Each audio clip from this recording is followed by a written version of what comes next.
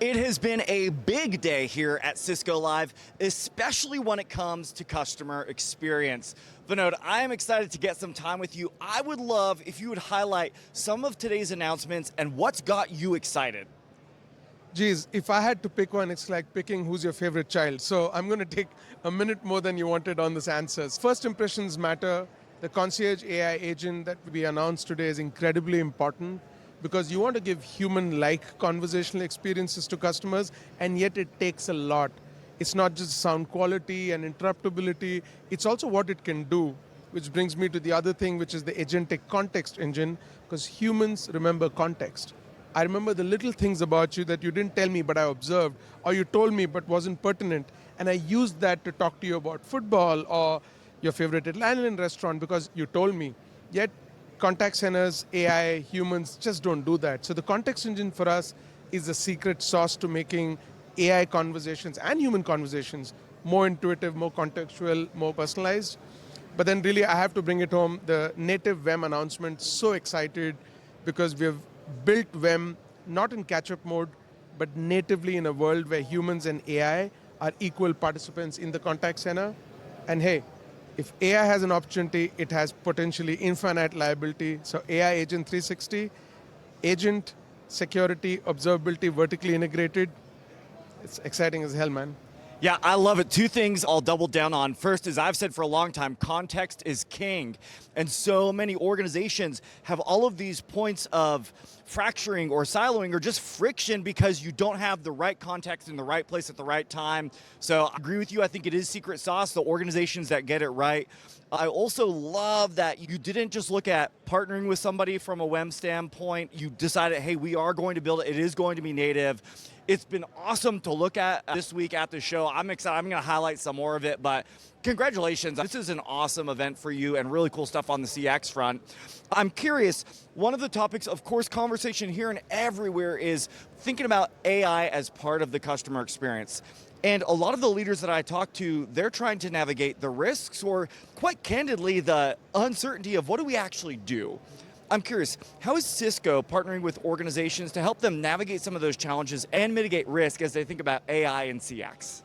Fabulous. I'll say one thing on what you said and then get to the risk with AI and CX.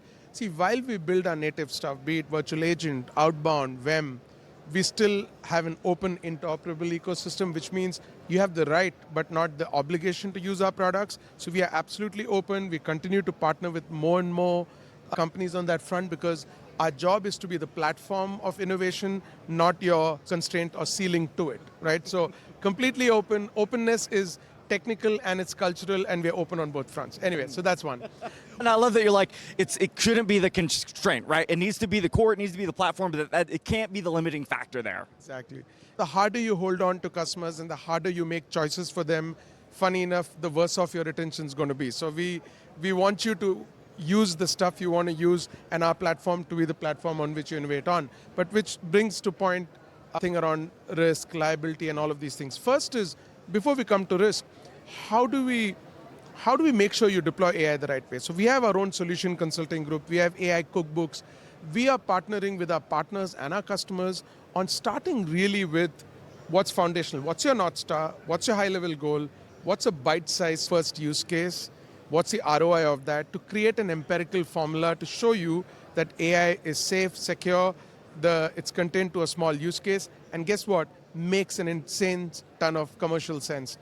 And then scale that experiment, do multiple use cases, and really have a graduated, ambitious North Star, but bite-sized steps. So at any point in time, your ROI is always ahead of your investment, not behind. That's number one. But then comes to security. I've often said this, in 2026, if you're having a conversation around building AI agents in one room and securing, monitoring, observing them in another, you're either in the wrong room or in the wrong decade, right? So these are one continuous conversation. And for us, the big job has been to take the strength of Cisco as a full-time security and an observability company and make it super easy for you to bring them together. So we announced AI Agent 360, which brings AI defense embedded into our AI Agent 360 platform, which means when you're looking at custom guardrails compliant with your policy, when looking at the advancement that AI defense brings, It's not a separate island or a platform. It's embedded in the experience. That's the power of one Cisco, really. And you'll see us do more and more of this, wherein security, observability, and the running of the CX applications itself are all vertically integrated, and you build the most secure, most delightful, most open and interoperable systems you can. Then you can appreciate and enjoy the value of AI without worrying about the downside risk. Yeah, I think that's one of the things that's always stood out to me about Cisco, but especially at a week like this, is you walk around this room and there's a lot to the ecosystem. There's a lot in terms of your capability. And the fact that there is a thread that runs through it all to enable my organization, no matter which aspects we're using, to have it integrate and interoperate is so incredible. And again, I think one of the key components about what sets you apart. Now, I've got one last question for you. I've been in CX a long time. I know you've been in CX for a long time. And still today, I think there's a bit of a reputation and a relevance problem with customer experience inside of organizations. Let's think about what could happen here. If organizations can be more predictive and proactive and not always kind of reacting, how does that change their strategy for customer experience, and how does it change the impact that they have on their organizations? That's a good question. So I think first thing first, proactive, reactive, all of these are contextual to what the customer wants, right? For us, having UCaaS, CCaaS, and CPaaS in one platform together allows us the ability to, on any channel, bidirectionally engage with the customer on a channel of choice relevant to the context of the customer. Context could be that you have an upcoming payment coming up, or that you have a special offer for you, or that you're a text or a voice person, or you're a morning or an evening person. And threading all of this context together to be able to reach out to you in a way wherein every time I reach out to you, it's relevant to you, it's contextual to you. Because the moment I've sent you 3 messages that didn't make sense to you, you stop listening, right? And also with if I get that far, if I get to 3. Right?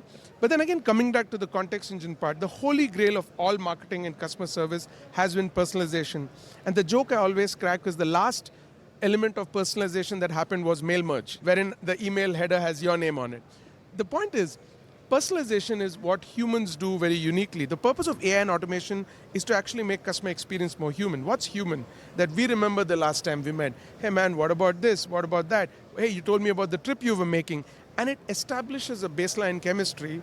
And sometimes it's contextual to what I'm telling you. For example, if you had to go for dinner, and I know you love Italian food or Greek food, and I pick that, it makes you feel special. Why is customer experience not the same? So you bring together channel of choice, a highly intuitive context graph that is building every interaction and using that to every interaction, and you bring that together in one system, which is what our agentic CX framework is. Now we are talking about, if you respond in the best possible way, ideally you prevent and preempt customer issues, and you always have what the customer needs on your fingertips. And that's what delightful customer experience is all about. It's not that things never go wrong. How you show up to that conversation defines how the customer perceives how good or bad or a counterparty are you to do business with. The last thing I'll add on to that is something I thought about today as I sat in the keynotes and different sessions is, of course, the impact this is going to have on my end customer, absolutely the impact it's going to have on my team and my employees, but how it's going to have impact on the business of the business, and enabling my stakeholders, no matter where they're at, to understand and see tangible evidence of how what we're doing in CX is making a difference. That is what gets me excited about the work that you're doing here at Cisco. Again, congratulations on an amazing week. I can't wait to see what's next. Thanks so much. Look, ultimately, I'll tell you, here's my selfish motive. When I'm not working, I'm a customer of hundreds of products and services. All I want is to make my life easier, better, more delightful. And guess what? I get paid to do it. So this is a good job. There it is, making life better for all of us, all day, every day. That's the mic drop moment. Vinod, thank you so much. Pleasure, man. Take care. Cheers.